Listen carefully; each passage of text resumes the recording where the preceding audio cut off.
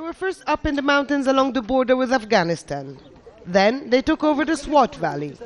And now Pakistan's Taliban seem to be advancing to the heartland of the country with little resistance facing them. These exclusive pictures, aired by Al Jazeera last week, are proof that these militants are already well established in Bunair. They have fighters patrolling the villages and towns of this district, about 4 hours' drive from the capital. After cutting the controversial deal that resulted in their interpretation of Islamic law being imposed in the Swat Valley, Pakistan's Taliban are vowing to push for their version of Sharia to become the law of the land. The US has denounced the deal, accusing Islamabad of failing the people and allowing the Taliban to step into the legal vacuum.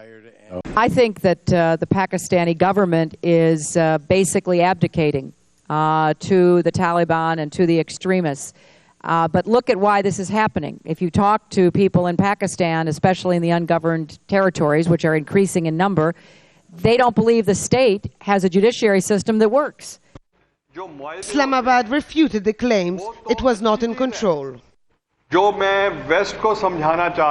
Agreements are made so that both sides are bound by it. We have a minimum understanding, and that needs to be adhered to. Our agreement was that there will be peace in Swat, and in return, we will give them speedy justice.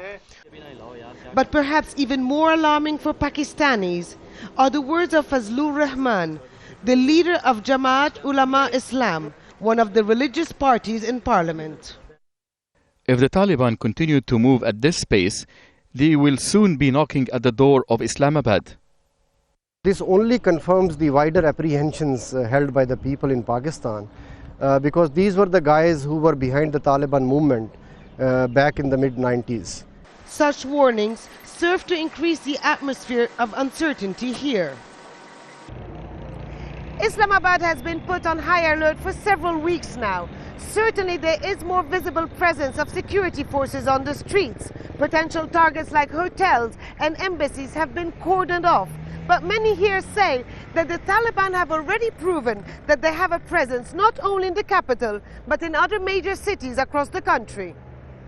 Many fear that it's already too late to reverse the tide of what they call the Talibanization of Pakistan.